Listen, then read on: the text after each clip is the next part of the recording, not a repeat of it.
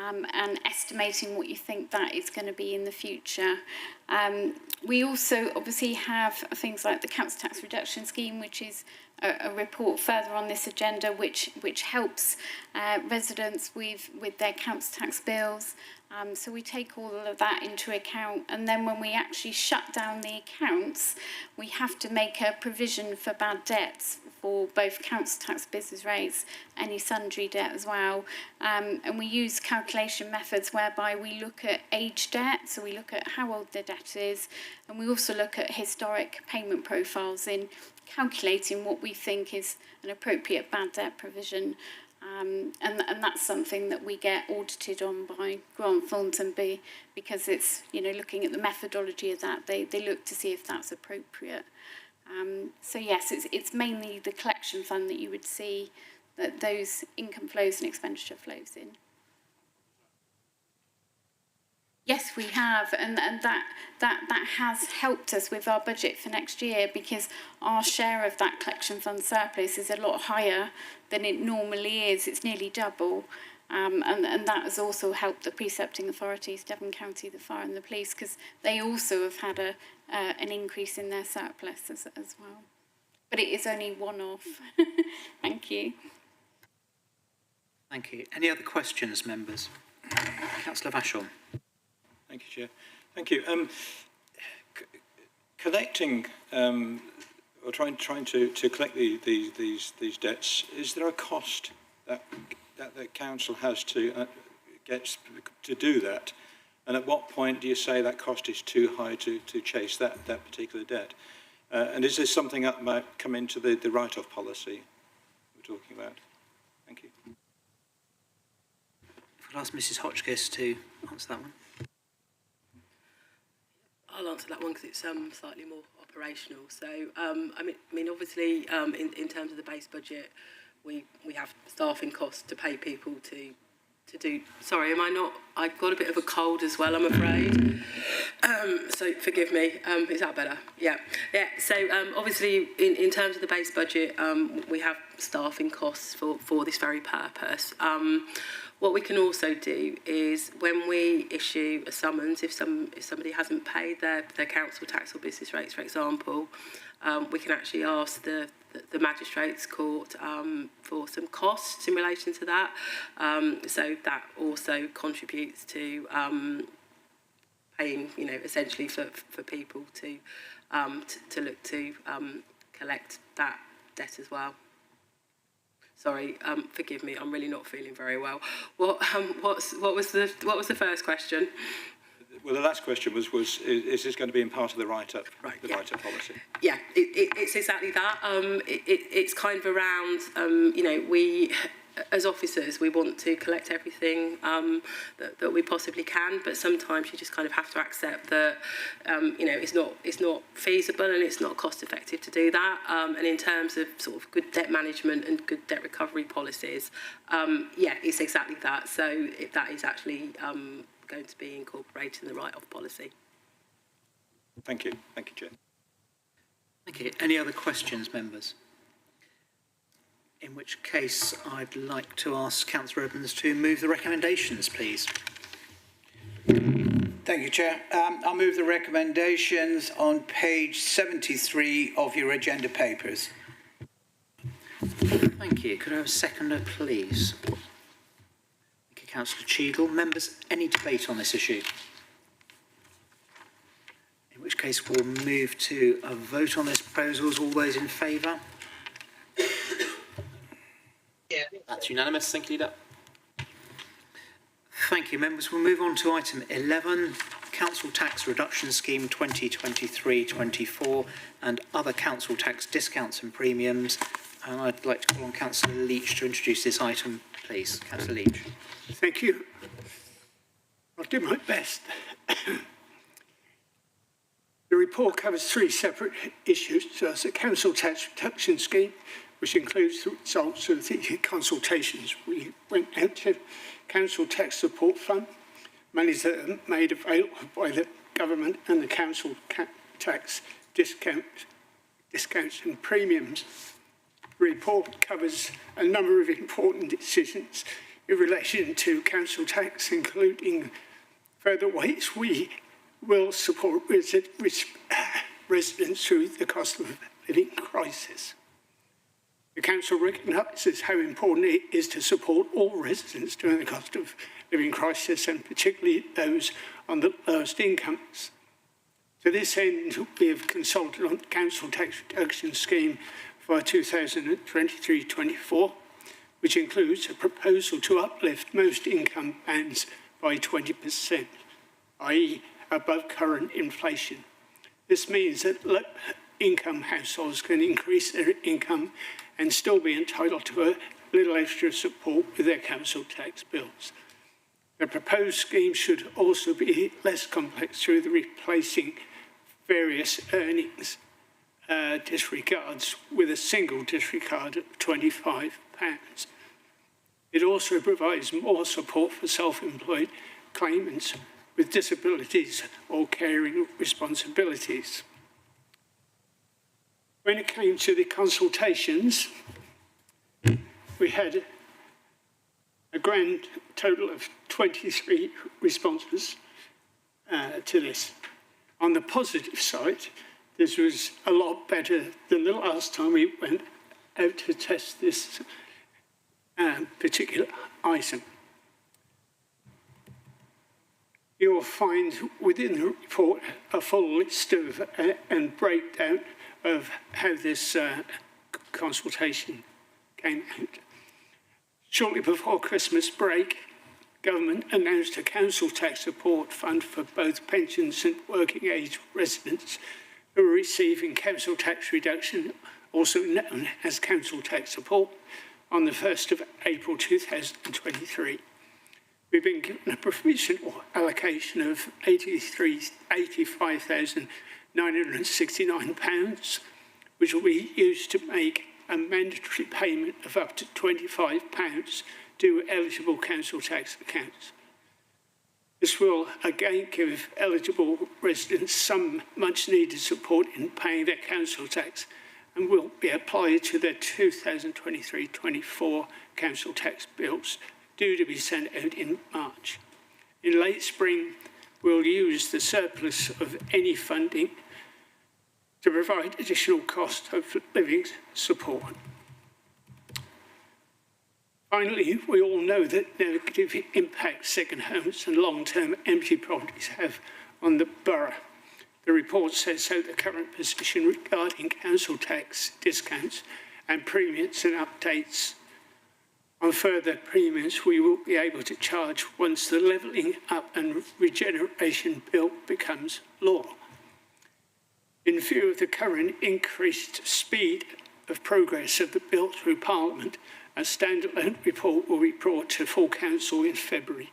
This will ensure that all members receive a comprehensive briefing on this important issue and an update on the content and progress of the bill, which may have become law by the date of the next meeting. I think if you want any finer detail, and if Mrs. Hotchkiss is feeling well enough, she may well be able to fill in any gaps. Thank you, Councillor Leach. Mrs. Hotchkiss, did you want to add anything or just field some questions if they arise? Happy to take questions. I just wanted to add, though, I just checked to see where the levelling up and regeneration bill is. It's not actually due to reach its next stage until the 20th of February now. So it's kind of gone back a little bit, unfortunately. But we still do need to look to take an in-principle decision on second homes to enable us to be, to charge it as soon as possible. Happy to take any questions on anything else. Thank you. Any questions, members? Councillor Mott. Thank you, Chair. I don't have an issue with the empty homes being given an additional levy, but where does that additional percentage go to? So if we're charging them 200% or 300%, where does that extra money go? It's basically the same as any discount or any other premium, and it would just be the shares would be in proportionate to council tax. So it's shared between all of the authorities. Yeah. I take it then that do they then have to have the same debate with regard to that increase, or is it solely down to us and they benefit from that? Because we're the billing authority, it's our decision. Thank you. Councillor Vachon. Thank you, Chair. Just a simple one. When we say substantially unfurnished, that's a bit vague to my mind. Is there a more sort of definite definition of that? Yeah, really good question. Unfortunately, there isn't. It's a piece of, well, there's no legislation defining that, unfortunately. So it very much turns on case law. But essentially, it would be, you know, if people have got, you couldn't effectively live somewhere, we would deem it to be substantially unfurnished. You know, we're not expecting people to take white goods out, for example. So it's kind of very much a sort of a common sense approach. Thank you. If I just may come back on that one, Chair. On 5, I think it's item 5D and 5E in the recommendations. D says the discount for unoccupied furnished properties, second empty is 0, yet on E, an empty homes premium of an additional 100% is levied on properties that have remained unoccupied and substantially unfurnished. So does that mean somebody who could come along and say furnish that property could go into a different payment scheme? Yeah. Basically, just generally, it's always been the case that people will try to take advantage of circumstances, and you know it's exactly that. People will, and they'll also try to move between council tax and business rates as well. So it's something that, you know, we really need to keep sort of like a really tight eye on what people are actually telling us at what point in time, and making sure that we're charging them correctly. Thank you. Councillor Cheadle. Thank you. My question's in the same sort of area. The sort of rates set out in paragraph 5, A to G, is that what we currently do, or is that what we are proposing to do from April 23? Both. So it's what we currently do. So we're carrying sets on. Out, yeah. And then 6 is the additional that we will do once the legislation is in place. Correct, yes. So my question is, if what we're doing in Para 5 is what we're already doing, as it were, is there any evidence that it works? I mean, the whole idea of this is to get empty properties occupied by inducement to the owners that they will be paying additional council tax unless they do. Have we got any evidence that that actually works, or are people just prepared to stump up the extra money and leave the properties unoccupied? And I've only been here since September. One of my colleagues may be better placed to answer that. I mean, I'm happy to do some research and come back, but I honestly can't tell you that off the top of my head now.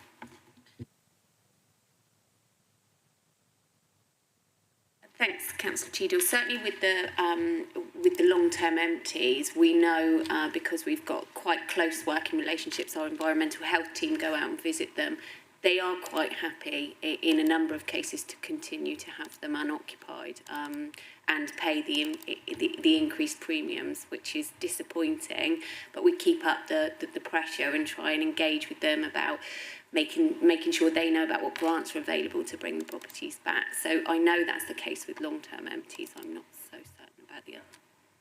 Suggesting we don't do it, by the way, but it does cross my mind that some people probably buy properties as an investment and don't give a hoot whether anyone's living in them or not. They just want to keep them for sort of 5 years and sell them. So, in a number of cases, it's a dispute. There are more than one that the property's inherited, that they are just, and there's trusts involved. So there's all sorts of nuances with all of those things. So, but we certainly have got a good understanding of the long-term empties, and that's through Dave Sexton's work. yes, I mean, I suppose the point of my question is we shouldn't see this as the panacea to the housing crisis. It might help a bit. It won't do any harm to our income either, but it's not going to sort of turn the dial, I would have thought, on solving our housing crisis. I think you're right, Councillor. There's also a fairness issue, I suppose, as well, that people who are living there or people who can't find a property and would like to have a property can see that at least something's trying to be done. It's also clear, Mr. Blake, that we also have some carrots available as well, don't we, in terms of encouraging people to let their properties and the things we can do there. So it's not all just hitting people with a big stick. So there's a range of options that I think we can deploy. Yeah, there are a number of grants available, and there's also the opportunity to rent through Seymour Lettings and have a fully managed property if that was of interest to landlords. Councillor Chair, do you want to come back and then I'll come to Councillor Wood? On the proposed legislation, do we think the government is going to set the rate that second homes can be charged, or will they say local councils have the discretion to charge second homes the multiple they choose to? My understanding is it's actually going to be laid down that it is 100% premium. Councillor Wood. Thank you. Thanks, Ms Hodges. That was pretty much the question that I was going to ask, was actually about incentives to get people to rent out properties. But actually, it'd be nice to know roughly how many of these properties do we have in West Devon that are empty?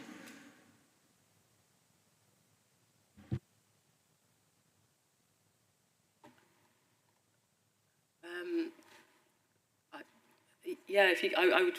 We can't. The system's down this afternoon. Else I would have kind of very quickly had a look for you. So I don't know if somebody else can jump in. Yeah, thank you. In terms of the ones that we'd be looking to charge a 100% long-term empty premium on, we've got about 28 properties in that respect. The ones that would be 200%, we've got 2 properties. And the 300% extra, we've got 2 properties as well. So yeah, that's current statistics. Thanks. Yeah, so that's sort of over. I mean, no, it's not going to cause a housing crisis on its own, but that is 30 potential families who may be on your waiting list. So, yeah, interesting, isn't it? Thank you. Thank you. Councillor Pearce, did you have a question? Thank you, Leader. Yes, I do. It's a point of clarification, actually. I mean, I know that and I thank officers for bringing forward the premium for second homes. It's been something that I've had great difficulty in dealing with for a number of years. And I mean, in Brent Hall Parish, the reason why we've been trying to get affordable housing built there is because we have 44 holiday and second homes in the parish, and because of the big parish with various hamlets, it's not always seen that number is so in the village. It's a point of clarification, actually. So the 100% premium, as it's set out here for second homes, will that be for second homes that are solely for the use of the owners, who very often live up miles away, or will it be for holiday lets as well? And what will be the situation where a landlord or property owner has 2 or 3 holiday lets which are let out, during the summer months? Thank you. If it's a holiday let, it should be business rated. There's probably on the should there. Yeah, it should be business rated. In terms of second homes for council tax purposes, it's literally that. It should be somebody's second home. They should have a main residence elsewhere. And what we will do is we will do an exercise just to check to make sure that we know where everybody's main residence is. What we've also got is we've got a change to business rates legislation, or the way that the valuation office are going to treat holiday lets from the 1st of April 2023. So there's going to be sort of, and they're already doing it. They're actually requiring information to prove that properties have been let for a period of time, that there's enough receipts there to show that it genuinely is running as a business. But yeah, it's another area that's really fraught with difficulties. But in terms of the second homes definition, that's a council tax definition where somebody has a main residence else and is paying council tax elsewhere. Thank you for that. I'm just hoping that central government, whatever colour they are, will sort out the anomalies with business rates on holiday lets, because there are so many loopholes there, which, you know, is very detrimental to authorities in the amount of money that we can receive. Thank you, Councillor Pearce. Councillor Edmonds, you've got a question. Chair, I had an interesting conversation with Mrs. Bucker this morning around second homes, and I wonder if perhaps I could ask her to just inform us how many second homes we've actually got in the borough. Thank you. Thank you, Leader. So when we last did our data extract, we've got 650 second homes, and those break down. We've got 128 in Band A, 150 in Band B, 128 in Band C, 93 in Band D, 65 in Band E, 54 in Band F, 28 in Band G, and 4 in a Band H. Thank you. Thank you. Any other questions, members? In which case, if I could ask Councillor Leach to move the recommendations. Yes, thank you. I'd like to move the recommendations that's 1 to 6 on block, and ask the Hub to recommend to full council. The recommendations are found on pages 83 to 84. Thank you. Could I have a seconder for that, please? Councillor Cheadle, thank you. Members, any debate on this issue? I've got nothing coming forward. I think these recommendations are very welcome, and particularly those that are looking into and committing us to look into the second homes issue and how much we should be charging for that. So they're very welcome. Members, all those in favour of the recommendations? That's unanimous. Thank you, Leader. Thank you. If we can move on to item 12, the housing crisis update, a summary report of actions. If I could ask Councillor Ratcliffe to introduce this. Councillor Ratcliffe. Thank you, Leader. I would like to introduce housing crisis update. This is to be found on pages 93 to 124 of the agenda documents. It is almost a year since West Devon Borough Council declared a housing crisis due to the almost complete lack of private rented accommodation within the borough and the least affordable properties for sale to be found in Devon. In the past year, we have seen further challenges with the war in Ukraine and subsequent homes for Ukrainian refugees. The cost of living and the mortgage interest rate rising and the universal cost in building materials are all contributing to the housing crisis. Despite these difficulties, West Devon have introduced one of the most generous downsizing schemes in the country for tenants of social landlords. 111 homes have been advertised throughout Devon Homes Choice since April 22, including 23 new homes. We have recruited additional staff to assist us with housing developments and creating an evidence base.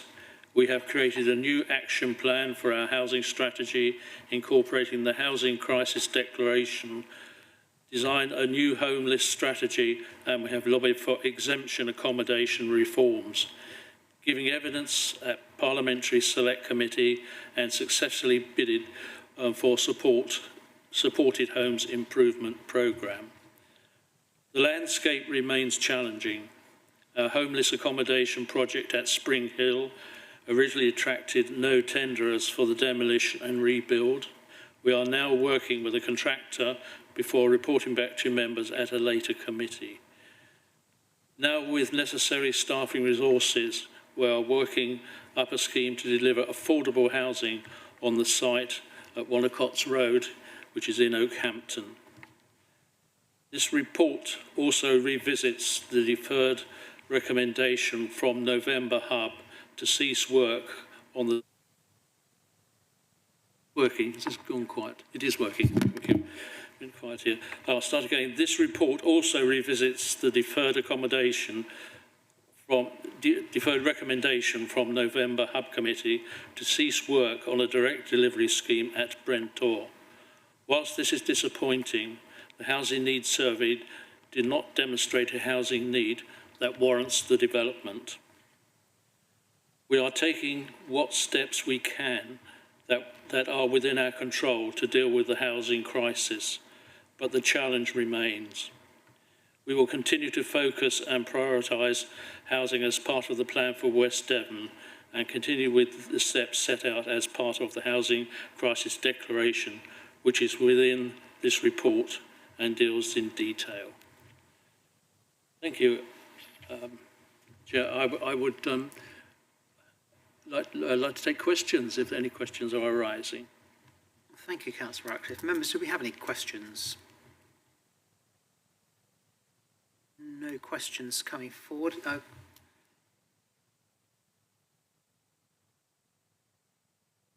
Thank you, Chair. I just wanted to ask about where we recommended having another look at the methodology of the housing needs survey around the rental development and whether that's been done.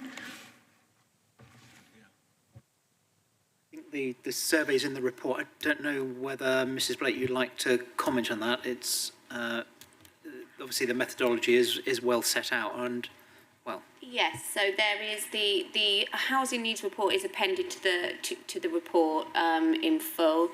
The report was the report demonstrated a need for 5 one-bedroom properties and 1 two-bedroom properties, which was not the size of the scheme that we had proposed at Brent Tor. That was for 9 properties, of which there were 2 and 3 bedroom properties.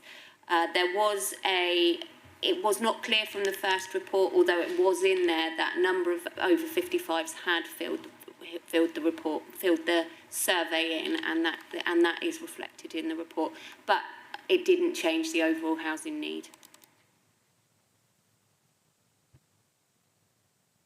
But, you know, it seems to me as we've got a housing crisis across the whole of West Devon, surely if we've got an opportunity to build some social housing somewhere, then we probably should do it. Do they actually have to come from Brent Tor, and could it not be opened to the wider community, who obviously have got housing needs? Because Brent Tor is in the Dartmoor National Park, the criteria for demonstrating housing need is more different than it would be within one of our main settlements, Oakhampton or Tavistock or Hatherley, Beer Alston. It's different. You have to be meeting the need of that particular parish. Unfortunately, it can't cascade out. And presumably everything has been done to try and get the people of Brent Tor to respond to the survey, because you know, it seems to be that when you decided to have this development done, there must have been a need then, or it must have been demonstrated then, that there was a need for that size of development. And as part of the due diligence about bringing that report, bringing forward the development, we looked at the housing need, and the housing need was no longer demonstrable. And we've had 3 attempts at this. Thank you, Councillor Stanley. Any other questions? Councillor Wood. Thank you, Mrs. Blake. It's just to sort of make a point really on the this kind of building picture that we're just seeing this afternoon. We've got 600 odd second homes, and we can't do really very much about that. We've got 30 odd empty homes, which we're trying really hard to do something about, and now we've got that. This I think is particularly sad because in Brentor, those small houses, those small units that people asked for, that may well have been people moving out of larger houses, which could have then been used for families, which would have increased the sustainability of Brentor. I mean, obviously you can't guarantee that families will move in because some people might come and buy them as second homes anyway. But it's just you can see that each thing that we're discussing is building on this theme that is all contributing to the housing crisis, and none of them are there on their own. They're all, it's all building together. That's not really a question, is it? But it seems sad to me. Thank you. Any other questions, members? In which case, I'd like to ask Councillor Ratcliffe to move the recommendations. Thank you, Leader. I would like to move the recommendations 1 and 2 to be found on pages 93 of this agenda. Thank you. Could I have a seconder for those recommendations, please? Happy to second. Councillor Evans, thank you. Members, any debate on this issue? Councillor Cheadle. Thank you. Just returning to the Brentor position, I may have read the report incorrectly, but it occurred to me that one of the problems was a housing needs survey is done, and then it takes an awful long time for the wheels to turn before we're in a position to actually start developing, by which time the housing needs survey has changed. And that appears to be what's happened here. 5 years ago, the housing needs survey indicated one formula of housing. Now, just before we would be prepared to start developing, it comes up with a different one. That's not surprising, perhaps, but perhaps we do need to look at how we go about these exercises to avoid that trap I could see us falling into, again, if we're not careful. I'm not sure I know what the answer is, but I think, if we have that sort of shape of the problem in front of us, we might be able to find something that better suits. And the second thing I'd say is we know we have an ageing population, and there must be a correlation between an ageing population and the size of housing that ageing population requires. And I just wonder if somewhere in the joint local plan debate, which is about to take place ahead of the next iteration of the joint local plan, we could specifically look at that and say, are we building the sort of housing that an ageing population is going to need?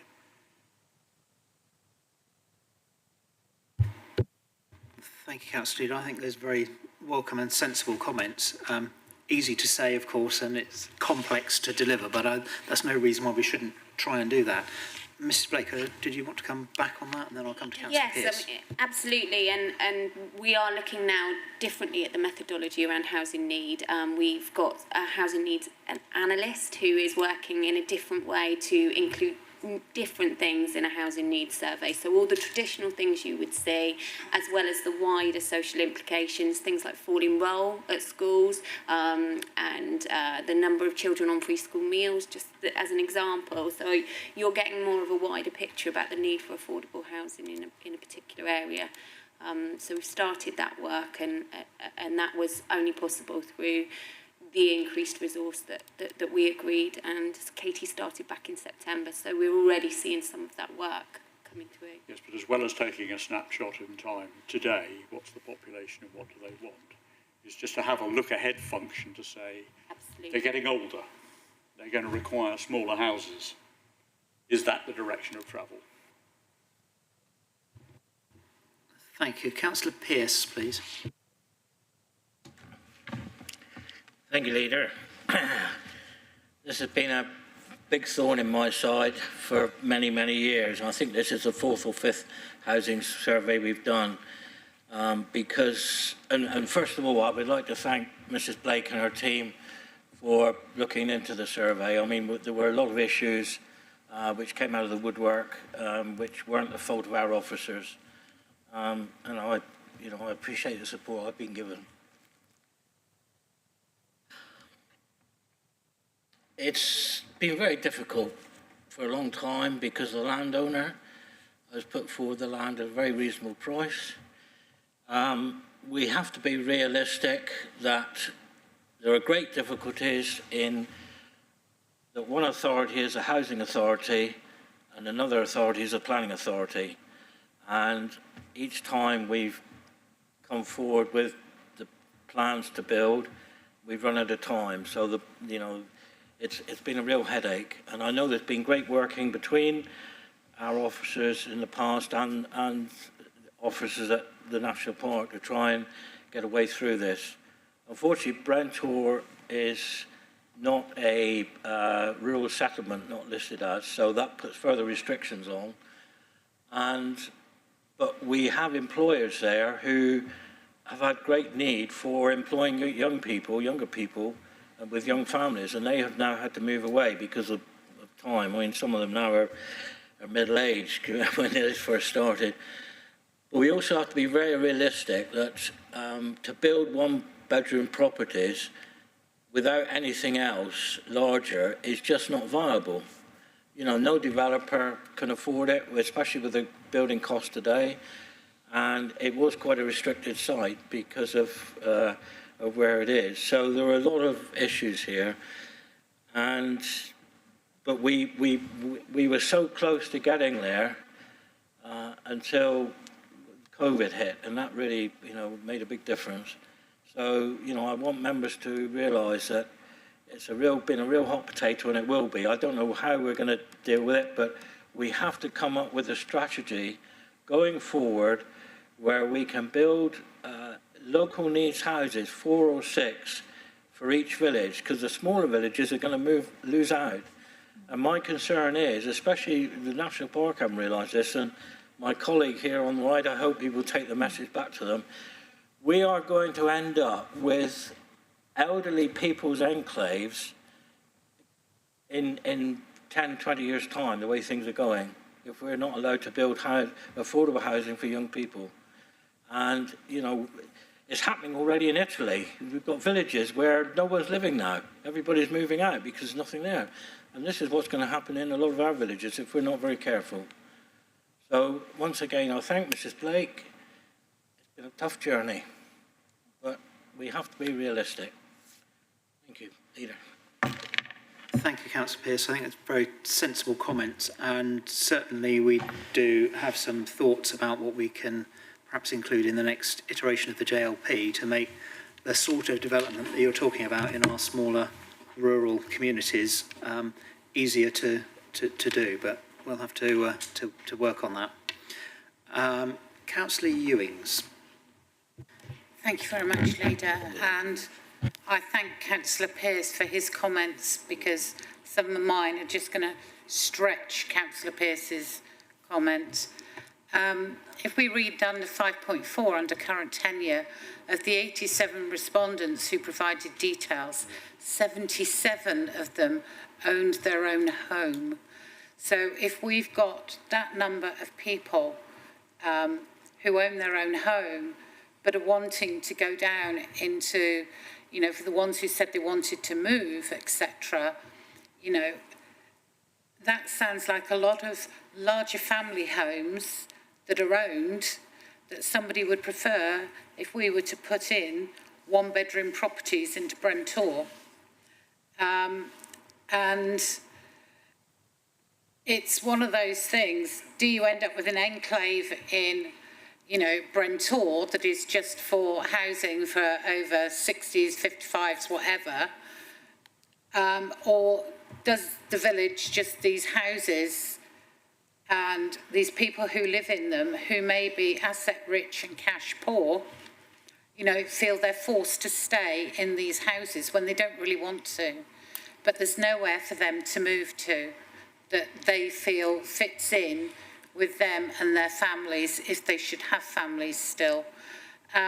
So I think it is a good point to look at going forward with the JLP, that, and conversations with the park, because some of these people may have lived in Brentall all their lives, but they just can't manage their property anymore.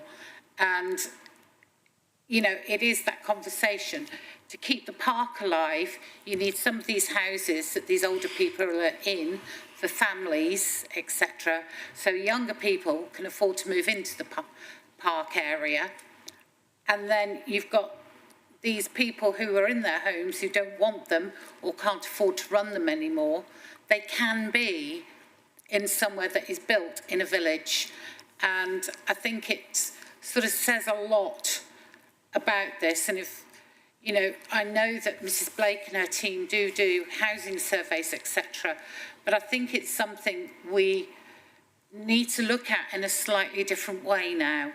And Mrs. Blake has said that there is somebody now, I think she's Katie, who is looking at them in a slightly different way. Because I think this issue is going to come up more and more.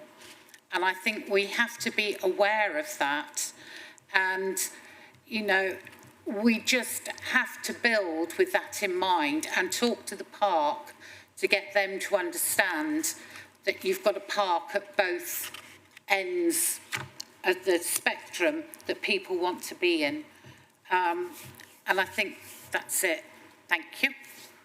Thank you. I think those are all really interesting points, Councillor. Thank you. And I think Ms. Blake, very right to say it's one of the reasons that we have brought some more resources into your team so that we can do these housing needs assessments and get that evidence base in place that can start influencing our thinking with regards to the JLP. So that's what I'd like to see happening. So if, as councillors, we can all engage with the JLP and get some of these ideas across, then you know, that will have an influence on future development within the borough. So I welcome all those comments. I think you're absolutely right with many of them. Any other debate, members? In which case, can we move to a vote on those proposals? So, all in favour? That is unanimous. Thank you, Leader. Thank you, members.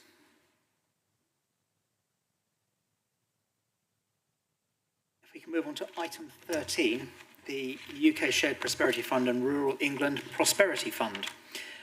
Members will be aware that as part of the Levelling Up agenda, the government announced funding for a business and community support programme, the UK Shared Prosperity Fund, in March 2022.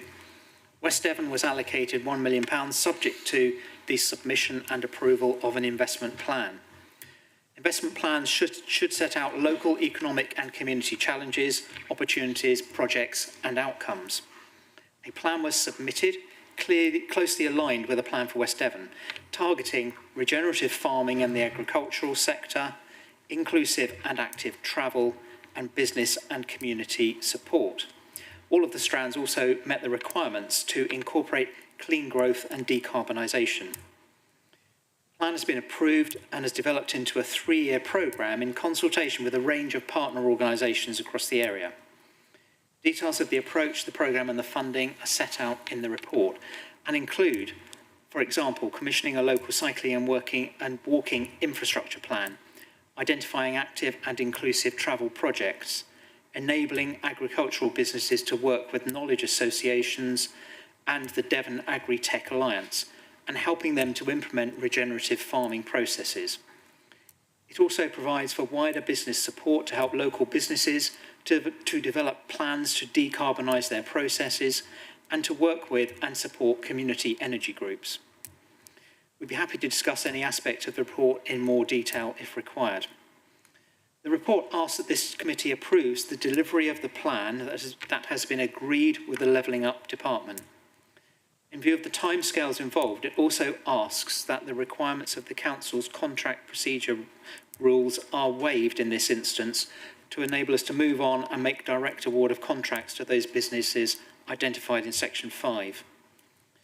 We also seek the approval of the committee to the supplementary submission made to the Rural England Prosperity Fund, where West Devon Borough Council has been allocated £838,000 of capital funding to support the UK SPF proposals, and which, if successful, will come on stream from April 2023. So members, the plans are set out in the report. Be happy to take any questions, but I don't know, perhaps first, Mr. Brooks, is there anything that you would like to add as you've been closely aligned with this? Thank you, Leader. Very full introduction. But I'm aware that there's many experts in a lot of the area that we're looking to sort of move forward in the room and amongst the membership. And I suppose I just wanted to sort of re-stress that we had to hit the ground running with a credible plan, and I'm delighted that DLUC have accepted our plan as exactly that, and that they have, through Chris, on multiple occasions, praised the sort of strategic approach we've taken by aligning it to what they want and what we want, putting it simply. In doing that, of course, with limited time, we've reached out to numerous credible partners, and there are a range of them within, for example, UK SPF and the Agritech Alliance. So I've got a long list of partners, including, Roddenstead Research, who are international, national experts, all the way through to some slightly, wider spectrum of businesses offering a range of services. So I just want to make the point to members that we have had our proposals endorsed, but that there is scope to widen the net to other businesses. We've turned over lots of stones, looked underneath all of them, but it's a big beach out there and we can't find everybody in the time. So if there are areas of activity or indeed businesses that offer unique and aligned services that we want to call upon, then we will absolutely be looking to do that. It's a 3-year programme, well, 2 and a bit. So there is scope to flex. So I just thought that might allay some concerns members may have. Thank you, Mr. Brooke. Members, any questions? Councillor Wood. Thank you. This does worry me slightly about waiving the requirements of the council's contract procedure rules. And you have laid out really quite well the kind of businesses that you're going to go in. I'm just wary that we end up with a PPE style giving contracts to people who we know, kind of thing. And what assurances are we going to have that that isn't going to happen in West Devon? Thank you. Well, with your permission, Leader, and Chris is in the room as well, but essentially this is an outcome delivered project. So we've got to achieve a certain number of interventions and outcomes, and the government have mandated what they are. They've given the categories. So it's, for example, number of businesses who have had a positive intervention and outcome, or a certain number, it's a wide spectrum, but they're all categorised. And we are in the process of agreeing the delivery programmes for each provider against those government mandated outcomes. We have to report as the accountable authority against those outcomes.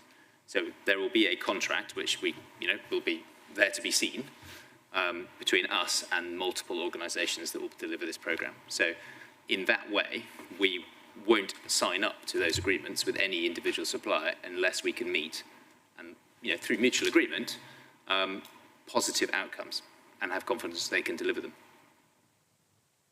Okay, so there's kind of another layer of rules, if you like, that the government have set. Sorry, well, I suppose what essentially I'm saying is there'll be incredibly specific contracts with each provider. There are very few areas of exemption that we need, very few, because the majority of the contracts sit below the certain thresholds.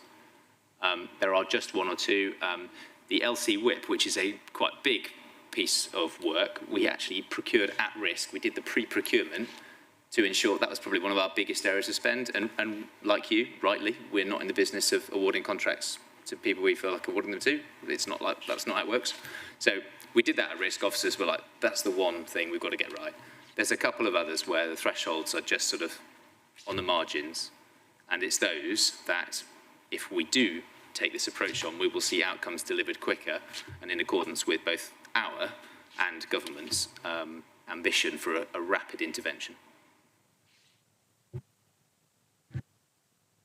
Thinking, and am I right in thinking, Mr. Brooke, that those suppliers will all be on a framework somewhere, or is that not entirely true? If I may, so Shears, yeah. Yeah. So the majority of projects we are looking at going through normal procurement routes for. The unfortunate position that we're in is that we were expecting the outcome for the UK Shared Prosperity Fund in October, and government told us just before Christmas that we've been awarded the funding while still expecting spend in this financial year, and that puts us in the difficult position where to achieve that spend this financial year, we need to move quickly with some of these projects. But with regards to who we use, then yes, we would be asking organisations to be part of a procurement framework with us, but also within any service level agreement that we agree with these organisations, there would be quarterly monitoring and reporting of those projects, and where we weren't satisfied with performance, we would have the opportunity to relinquish those projects and contracts. Okay, and due diligence will be done as to, what's the word?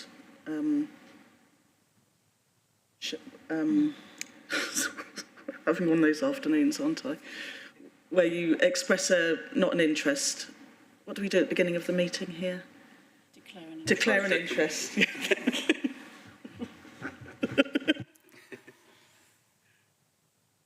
Yes, so we would expect if members have a declaration of interest to make, or officers as well, that those would be made. Councillor Mott. I've obviously slept through this afternoon as well. The Strategic Delivery Board and the Executive that's mentioned in 6.1. Leader, can I fall on my sword at this point? Gladly. I was wondering whether to ask you to do that or... Well, I won't ask forgiveness because I don't think I'll get it. It should say hub, but the governance arrangements are through a strategic delivery board, which will be formed now that we have received it. Well, now that we know we are going to receive the money, portfolio holders and members are welcome to help shape that. Hope that helps. Yeah. So sorry, Mr. Chair, I don't think I can allow you to take all the blame because I should have picked it up as well. But it is an error. But thank you for pointing it out. Did you want to come in quickly, Councillor? Well, just as a follow-up to that, who gets to sit on that board, Chris? Sorry, Mr. Brooke. Well, if you will forgive the tennis, but Chris, go on, you're closer to this. So, thank you. So we are in the process of setting up thematic groups for each of the themes that we've mentioned. So there's I think that Gemma, who's doing fantastic work and is going great guns with the active and inclusive travel side, has already established a thematic group and has involved portfolio holders within those discussions as well, from both local authorities. So as each thematic group is set up, there will be portfolio holder or other member representation as well within those, but we're expecting those to consist also of delivery partners and wider stakeholders as well. So, for example, with the agri element, then we've had a couple of people approach us to say that they'd be interested in getting involved and would just private businesses, that is, that would like to be involved in having some oversight on the delivery of the programme. And so we would like to have representation from the business community that's meant to be served through these programmes.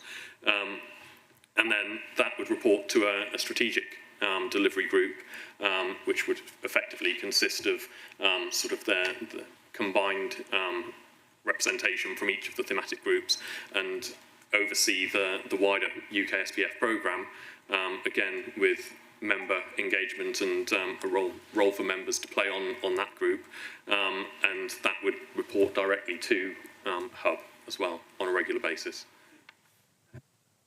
Thanks, Mr. Shears. That's separate boards for each councillor, South Hams and West Devon? Yes. Yeah, okay. Thank you. Can I ask Mr. Bates to comment as well, please?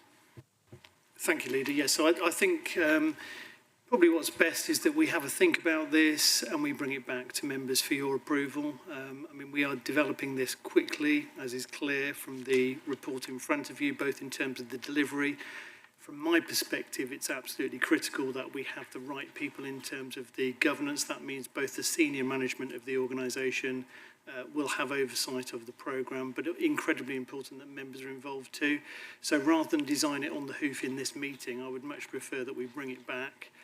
Perhaps we have a conversation in an informal hub and SLT setting, and if members are then happy with that, we'll formalise that within the governance, because it's incredibly important that you, as our lead members in this forum, are able to engage in and influence that programme. So thank you, Leader.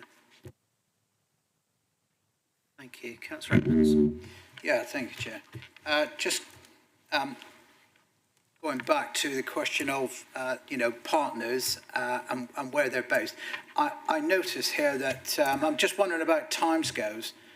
Mr. Brooke has mentioned that there will be opportunity to identify perhaps some work with other groups and businesses. But looking at, is it 4.4, it talks about, for example, the Apricot Centre, and there seems to be quite a tight timeline on that, where that is sort of due to commence fairly quickly, the award of that kind of contract. And likewise with the Good Food Loop, is it talking about April 23? So I'm wondering there, these are quite tight timelines. Has something got to be in place to comply with funding requirements? And if so, will that give us the opportunity to do that research to identify perhaps other potential partners, perhaps and hopefully based in West Devon? Thank you, Councillor Edmonds. So I think I'd probably just revert back to my sort of opening remarks, really, which is that the opportunity to flex and widen the programme aligned to the very clear themes that are set out in this report does exist, not at the expense of what's been set out, but in addition to.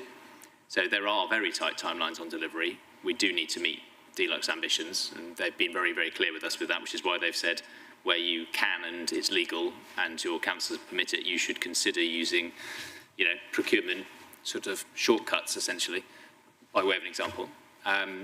So your fears around where people are based, I mean, I hear what you're saying, and that conversation can run. We can influence that. But it's not at the expense of what's there. It's more about in addition to. We've built the finances such that there may be some flexibility around the margins. Thank you. Councillor Mott, did you want to come in on that issue? And I know Councillor Kimber does as well. Yeah, I'm just wondering, rather than batten it around any further in this meeting, whether there's enough time for officers to get something together for us to bring to full council in 3 weeks so that we can get this formalised, particularly since we're looking at appointing people to sit on a panel, board, strategic. Yeah, I think our feeling is that this needs to be discussed at a hub SLT meeting and to get some proposals that are going to work put down. When might we then formally consider that, do you think? Would there be merit then in just adding in to sort of allay some problems that we accept the exemption, but add in consultation with the leader, just so that we have got some sort of member check on it? Would that be acceptable to the others to just move this forward? So 2 points. I think that's absolutely acceptable in terms of being in consultation. In terms of the other point, Councillor Mott, I don't think there's a need for there to be a formal decision. What we need to make sure is the government, so we have a requirement to report to government through the department, which we will do. There will be requirements around that. What I promise you is that we will put in place the government arrangements that we need, both as an senior officer team and for you as hub. Suggest we have the conversation about that in the informal hub. Make sure you're happy with what we're proposing, and then we'll simply put it in place.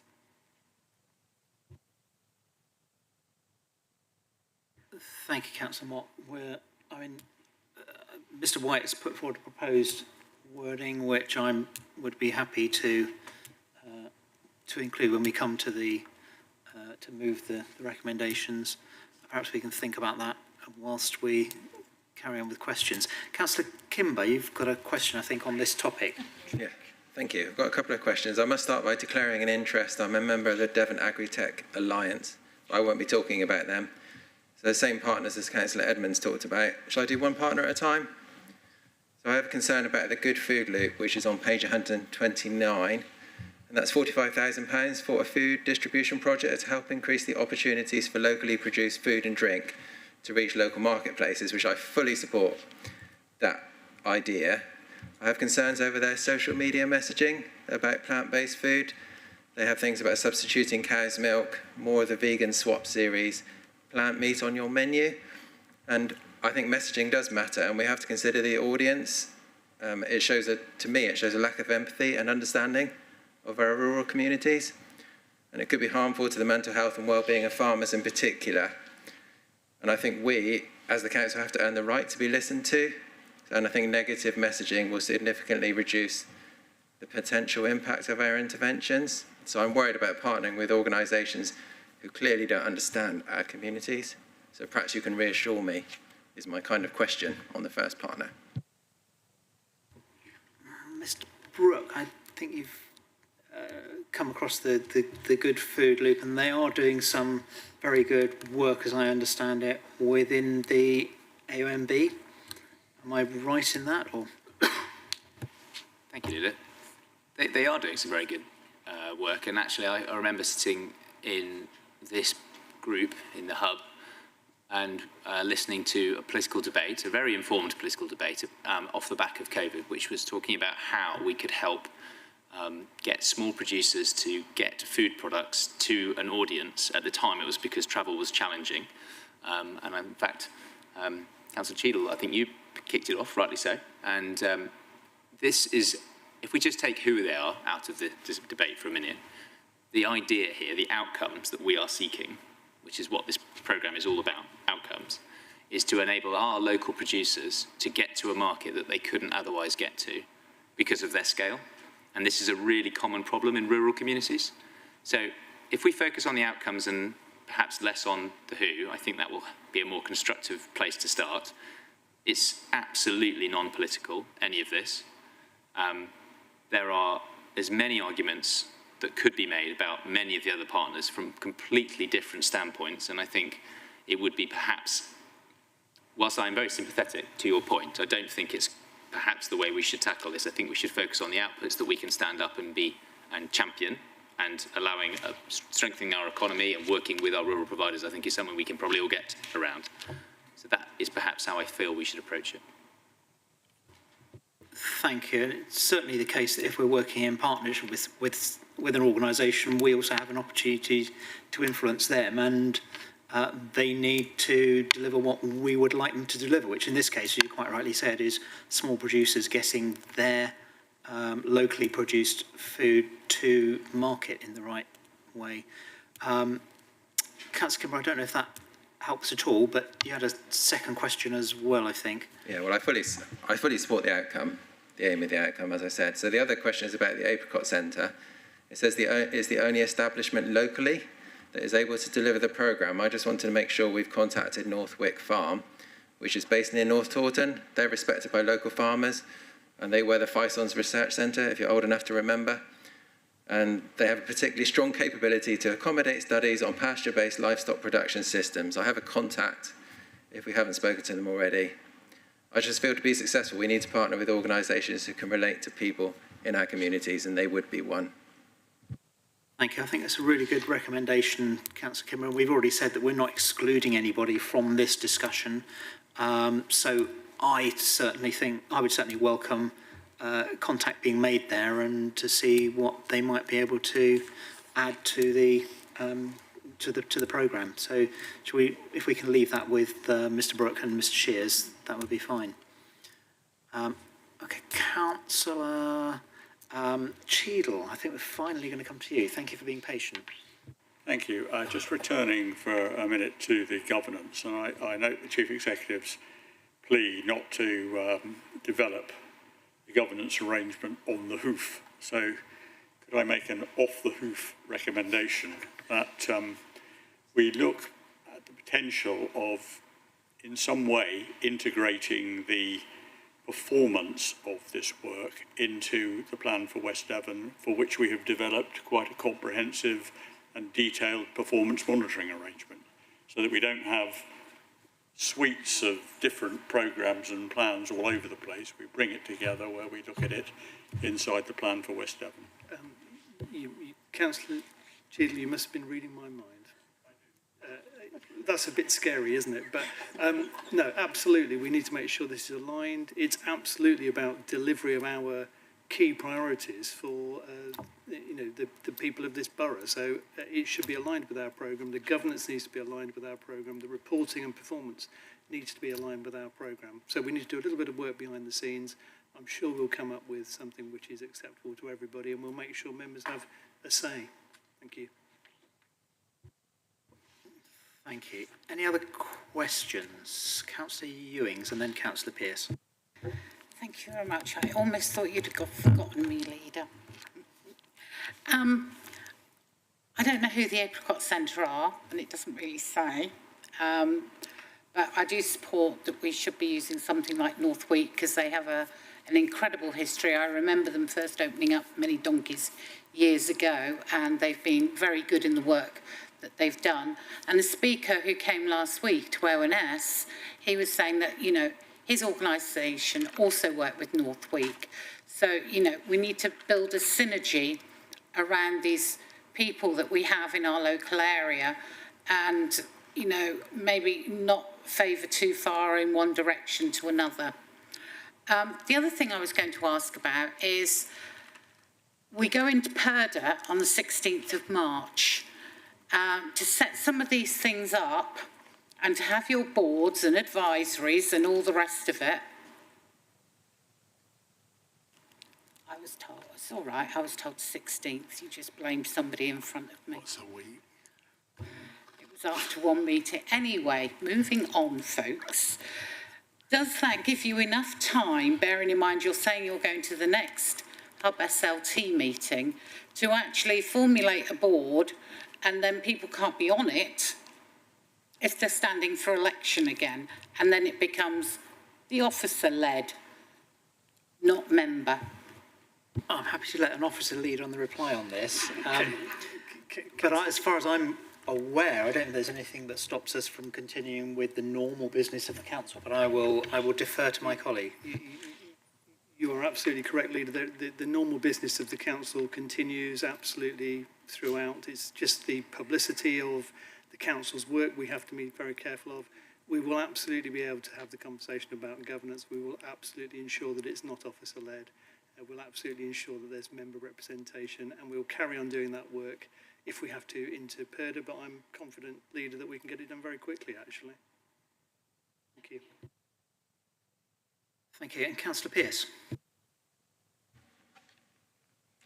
Thank you, Leader.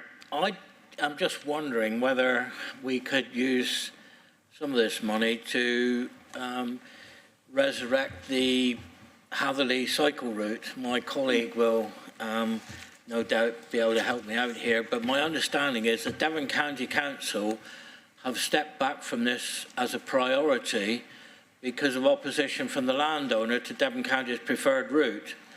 And I'm wondering if we could look at a alternative route for that cycle route, because it's the main route between the north and south coast of Devon. It was identified as part of the Ruby Country project when after Foot and Mouth, and you know, Devon County have continually backed away from it. And I'm just wondering if we could use some of this money to look for an alternative route to make it a viable proposition, which would, you know, help Hatherley as well because of the hospitality establishments there with people cycling. I mean, at the moment, they have to go onto the main road, and it's an absolute nightmare there. Anybody that travels that road knows how bad it is anyway, without cyclists being on there. But I think it's very, very important that, if possible, that we can look at this, please. I'll pass over to my Hatherley colleague now. You may be able to give a bit more information on that. Councillor Kimber, if you have anything to add, I think we're generally well aware, but if there's anything you want to add in, and then I'll comment. I just want to say thank you very much to Councillor Pearce for his support, and we're up to 29 years now trying to get the Hatherley route. Thank you.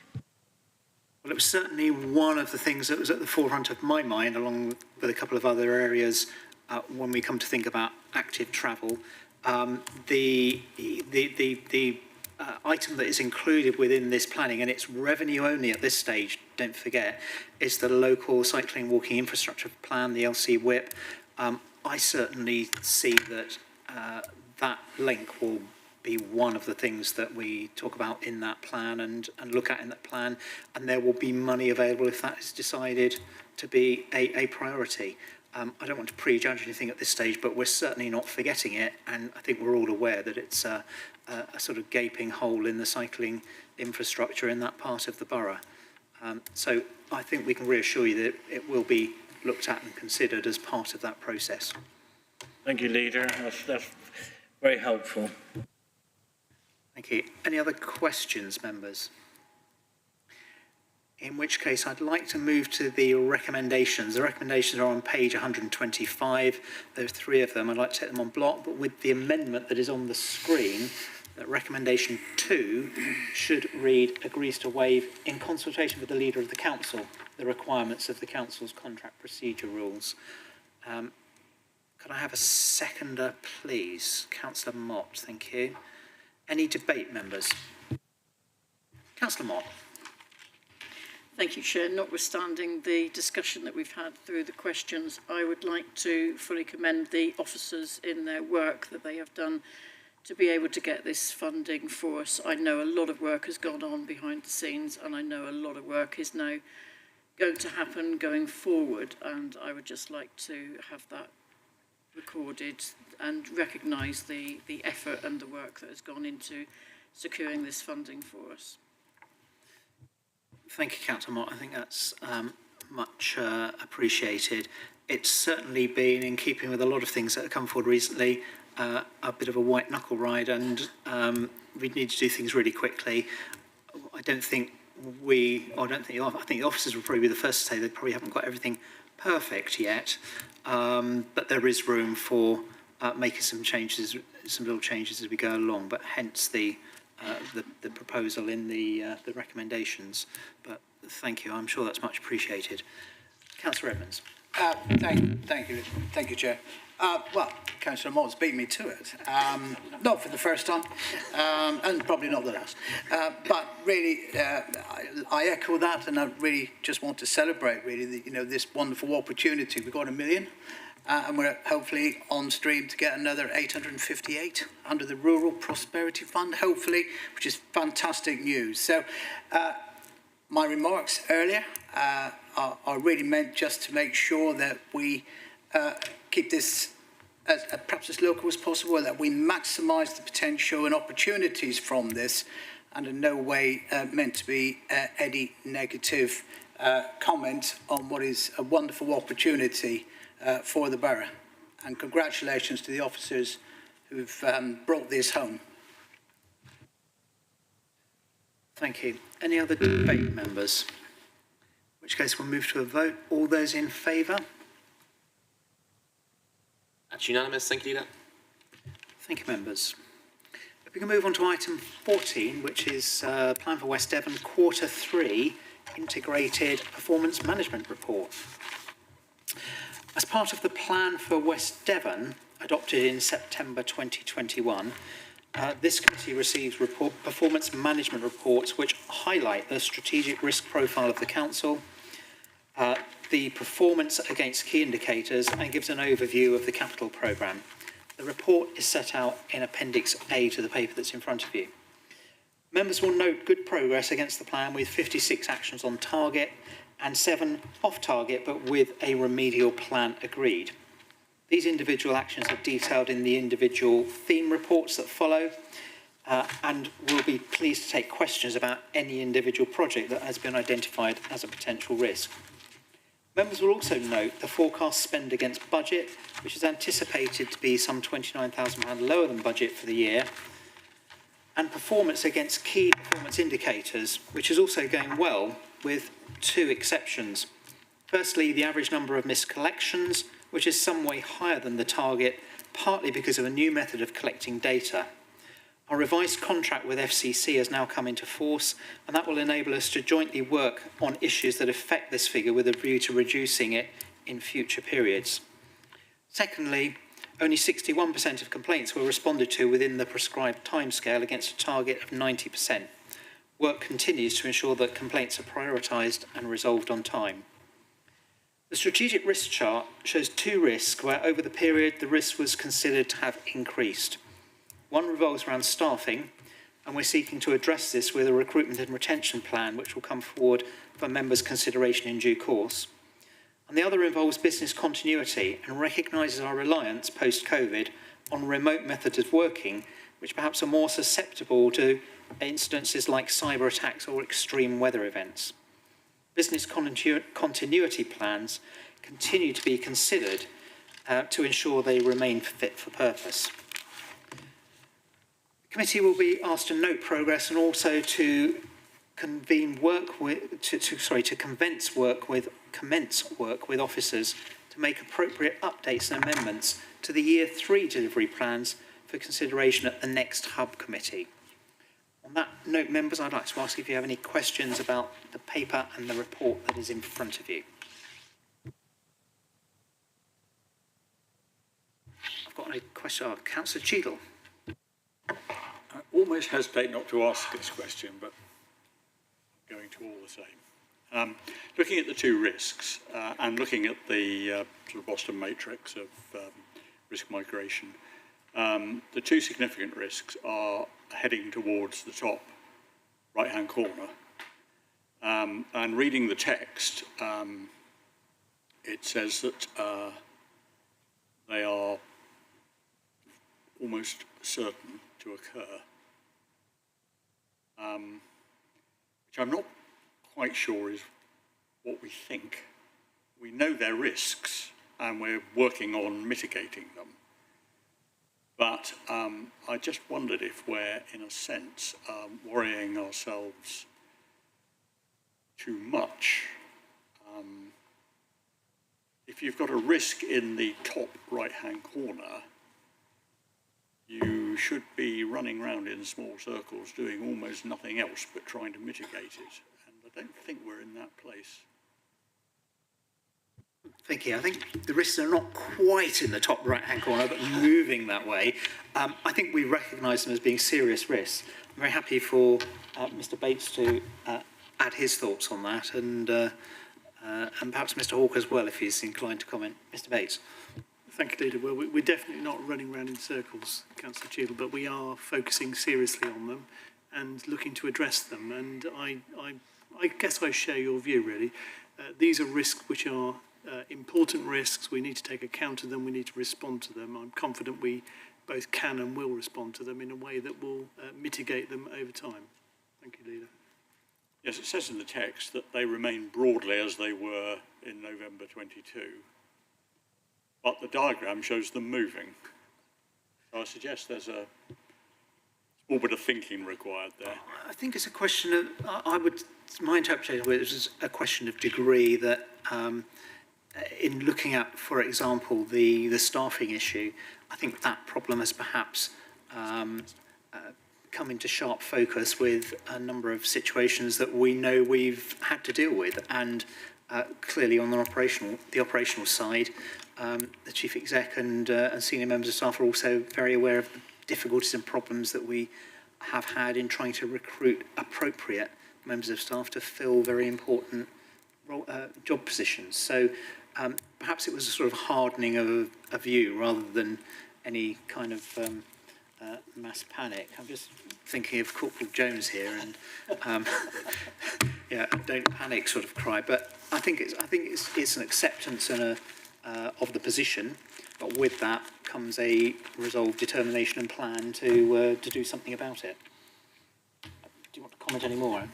I would, Leader, thank you. I think there's a misalignment between the graphs and the narrative. I think actually the narrative is the thing that needs to change. I think that these issues have firmed up, certainly from November. We're clearer about what the challenge is on the staffing side. We're clearer about what we need to do about it, and it's that plan that's being put into effect. So, Mr. Hawke, I can see you hovering, so are you going to help me or hinder me? Hang on, there we go. Thank you, Mr. Bates. And just important to remind members that the November update was mid-November, and this is the update as at the end of December. So we are 4 weeks on from where we were previously. So I take on board the point, really, the risk direction going up, because actually it's going that way. It's, you know, it's not increased from November. It's remained broadly the same. I take on board the comments from the Chief Exec. We are doing all we can to reduce those risks. And in respect of the business continuity risk, just straight out of a meeting today where we spent a good hour talking about our business continuity plans and looking at significant, or, you know, the potential risks around significant weather incidents and those sorts of things. So we are actively having conversations and implementing measures to address the risks and bring them down. I might just come back on that. I think, given that, I mean, they're genuine risks and there's potentially very serious risks to the operation of the council. We might usefully devote some time, perhaps at an informal council, to get an update on exactly what these risks, exactly what they are. Because we as a council, I don't think, have really discussed these risks. We note them, but we haven't actually, I don't think, discussed them and fully perhaps realised what the actual risk to the continuity of the council's business is. So I think a general discussion around those risks would be useful. Yeah, certainly. And there is a report that is due to come to this committee with regards to recruitment and retention. I don't see there's any reason why we shouldn't perhaps advise, and maybe that's a hub committee or maybe it's a hub SLT type discussion about business continuity. But yes, I take your point. I think the important thing to note in all this is that this is being looked at, it's being monitored, it's being addressed when it's considered to be a risk, and I think all of those are strengths of the system. So it's good that we're looking at it rather than sailing on blissfully unaware. Any other questions, members? Okay, in which case I would like to move the recommendations, which are shown on page 135. There's two recommendations. Sorry, Councillor Pearce. Didn't notice you waving. Sorry, Councillor. Thank you, Leader. It's not entirely to do with this, but it's part of rural poverty. And I'm just wondering, I'm still getting questions about the £200 oil allowance the government have dished out this month and where it's going, because no one seems to know what's going on. And myself, I've not worried about it because it will come eventually from somewhere, but people that are on restricted incomes are finding it really tough at the moment. I just wonder what the devil is going on because nobody seems to know. Thank you. Mr. Hawke, are you aware of latest developments on that particular issue? I am, Leader. I was literally sat at the back of the room Googling about 15 minutes ago. The latest advice, and it does seem to be continuing to move, but the latest advice is that the £200 will be credited to anybody who's not on the gas system in February 2023. Now, how that works in detail, I don't know, but that is the latest advice that we've received, is that that's how it will work. So there is certainly movement on it, but we haven't got the exact details at this point in time. As soon as we have, we will get that out to members. Okay, thank you very much. Thank you. Thank you, and I suggest as part of our cost of living item on our website and other media as well. Thank you, Councillor Pearce. Okay, any other questions? If not, I'm going to move now the recommendations on page 135. There are two of them. I'll take them en bloc. If I could have a seconder, please. I would second, Chair. Thank you, Councillor Edmonds. Members, any debate? In which case we'll move to a vote. All those in favour of the recommendations? That's unanimous. Thank you, Leader. Thank you, and thank you, members and officers and those who've contributed. That draws the meeting to a close. Thank you, Chair.